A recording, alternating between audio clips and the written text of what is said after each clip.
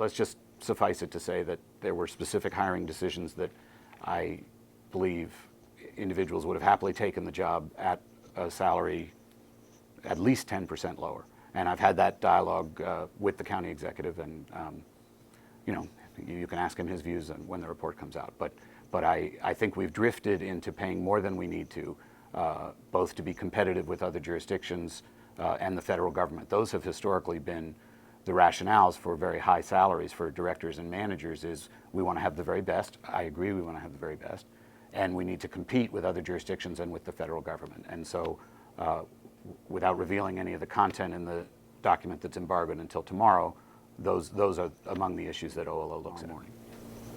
But we know the report's coming. What can you tell us? What can should the public know about this report, and why should they be interested in it?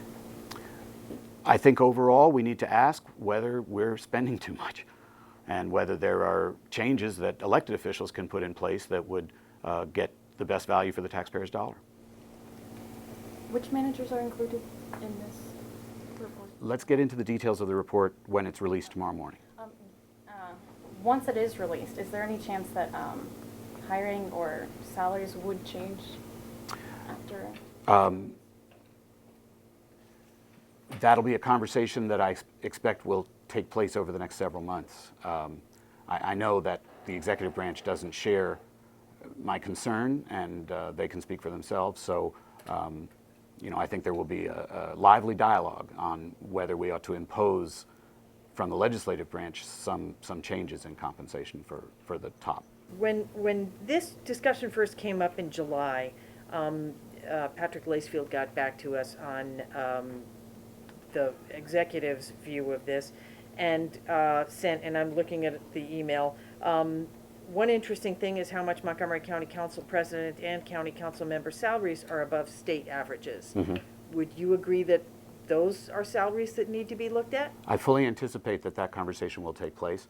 My current salary is $125,000. It's that's 10% above the other council members' salaries. I'll actually take a pay cut when I'm no longer council president.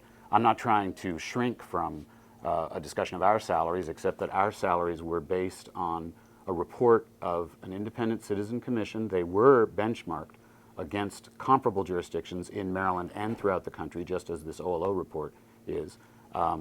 Currently, so the current salary for county council members is $113,000.